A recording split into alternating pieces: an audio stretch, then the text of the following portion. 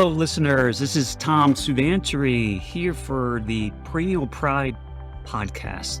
This is the first one we're doing here, so I'm really excited about things and anxious to kind of get this podcast really kicking off and hopefully providing some tremendous value and education to all the listeners. I was a little nervous to get it started, and there's so much information already out there, but I felt compelled personally to start this podcast to kind of share more about my journey in not only building up my finances and controlling that, but helping me evolve as a person and in my life. And it's been such a interesting journey along the way. And there's so many people and experiences that have shaped the direction of my life in a whole host of ways. And I just want to share that with anyone who might find benefit with it. And we all have different experiences in our lives that impact us so differently. And it's so cool to hear and learn from others as well, because their experiences could be so valuable. So I hope to bring that to the table here with this podcast. And so, because it's centered around finance, which, we know there's so much information out there around what is good advice, and that's really all for personal consumption and decisions, right? This is where it takes responsibility and ownership for us to all decide what is best for us, our families, and our futures. And that's why this podcast would be so centered on education. And it's even for my own selfish benefit, because I want to bring more people on too, to learn from them and their experiences, and hopefully everyone can benefit broadly about it. So before we get going on any of the financial pieces, what I want to share is partly my journey around this, about living and finances. And it all kind of started back when my parents, who are from Thailand, my father's from the northern part in Chiang Mai, and my mother from Bangkok, back in the 1950s, I think 1957, were just so happened to meet at a small little hospital in Buland, east of Bangkok. And, they met at a small, tiny hospital where there were only three doctors, one nurse, and they're treating patients. And they met at a welcome party as the newest members of this small little hospital. So they were both supporting the government, following their medical school for my father and nursing school for my mother. And they hit it off and got to work together, got to know each other. And very shortly after a year, were married and started their relationship and lives together. And it's really fascinating just even to hear those sorts of things that, this sort of happenstance meeting at this hospital spurred their relationship and their marriage. And through the course of that, my father he was more internal medicine trained, and, in that small town, it wasn't enough for him. He was thinking of bigger things in his life. And one of his main sort of goals in life was to eventually become a professor at his medical school in Thailand. And so one of the things that he wanted to do and thought would be helpful for him was to get an American education. It was very valued. Obviously, they thought very highly of American sort of teaching, certainly around medicine. So he pushed to get there. And it was it was his passion to get there. And so he did that. He took the exams to qualify for an internship there, and he got it. He didn't obviously speak the language well, but he could certainly understand it enough that he could pass it. And he got this internship for a year, and it led to residency and another residency. So he was, moving from internal medicine to pediatric hematology, and got to America and spent his time there. And he went over by himself. And this was back in probably 1958, 59, and went over himself while my mother was back home in Bangkok. And he took that courageous step to, obviously fulfill his life dream to be a professor, but also to help his family, right? To see how he can support them better, right? So it's that immigrant sort of story you often hear, but I marvel at the courage and sort of passion he had to do that. I mean, it was something that he just wanted so badly, and he pursued it with all he could. And he worked his tail off, from what my mother tells me, and he was just so dedicated to it. And so what we did that and spent a number of years just working for very little, but being trained in pediatric hematology and oncology. And he ended up practicing in that way at a hospital while my mother and sister were back in Thailand. But they eventually came over and joined him back in probably around 1960-ish or before. Oh, sorry, probably he probably came over in the late mid 60s. Uh, my sister and my mom, and to meet him and sort of set up shop in America. And it's kind of interesting because I think he was always trying to get back to Thailand to be a professor, but he was running to stumbles along the way and bureaucracy and red tape, and it wasn't really working out for him. So he kept on staying in America, getting more education because he just loved education. He was just born and bred, and that's probably where I get it from. I just love learning, and he was just constantly wanting to learn.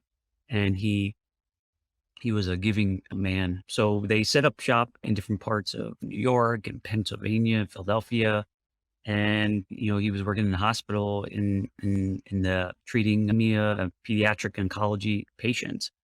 And it was a very tough job and, obviously emotionally tugging at him for watching these children suffer and unfortunately in some cases die. And he was making a lot of money doing it at the time. And so he decided to go back for more education, right? And got board certified in internal medicine, family practice, sorry.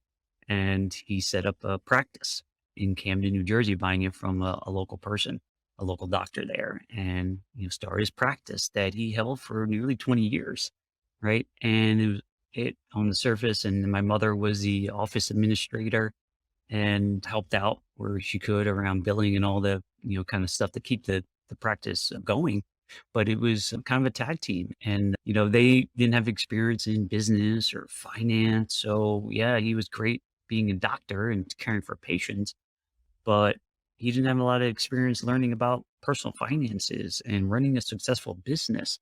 And so it really was difficult for them, even though they were successful in treating patients and helping a lot of people and generating a lot of income and revenue, but they didn't understand anything about managing the finances. And it was kind of born on my mother to do this, to figure it out. And they didn't have any help. They didn't advisors. They were never taught how to manage finances. And as you can imagine, it didn't work out all that well. And, my father was just an exceptional man and hardworking and very generous, almost to a fault. And he was looked upon by his friends and colleagues as a leader and helped sort of drive a lot of charitable sort of efforts and supporting the temple. And so all that stuff was great and gave him satisfaction. But at the heart of it, even in his world, all that stuff was going fine. His family life was falling apart. His finances were falling apart, and it resulted in a lot of negative sort of consequences for the business and practice to the point where they couldn't even pay the taxes on the practice because more money was going out. The simple concept of finances, and so it started poorly, and then kind of built up over time, and basically ruined the family to the point where, a practice was probably making hundreds of thousands of dollars, really was bleeding money and creating a ripple effect into the family life. And my mother having to kind of pick up the pieces and manage that herself was really stressful for her. And, unfortunately at the end, they had to file for bankruptcy, sell the practice, sell a home. And we lived in a nice suburb of Philadelphia at the time. And all the things they built in their lives basically were liquidated. And unfortunately, all their assets are gone. And it was just an awful thing. So all the money coming to their lives basically disappeared. And it's just a, sad sort of story to hear about all the impact he and my father and mother made to patients, and for them, they didn't really get to keep any of that, right? The money that was generated from that. And so to me, this is something that certainly impacted me as I was growing to be an adult and finishing business school. I was trying to live the American dream too, and watching this.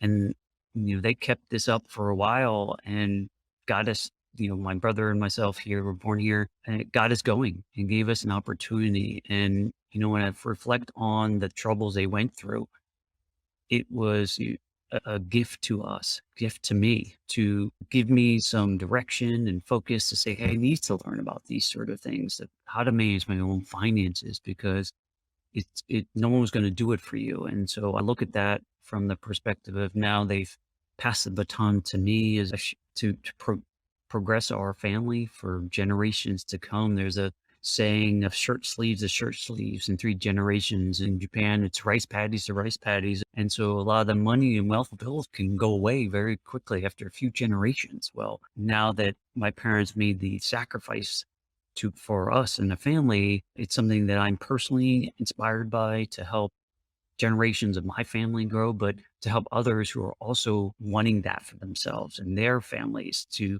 not just live a life now and then start over again with wealth, but building wealth so that those families and people can impact things even more on this earth. And so that's what this podcast will be centered around, empowering people to create, that is going to have a ripple effect for generations and empower people to own their futures and to own their lives. And part of that is to control their wealth and how those resources are used for productive purposes. And I really, this podcast would be really for those people who are, one, open-minded. They want to take responsibility for it. They're not expecting someone to do it for them.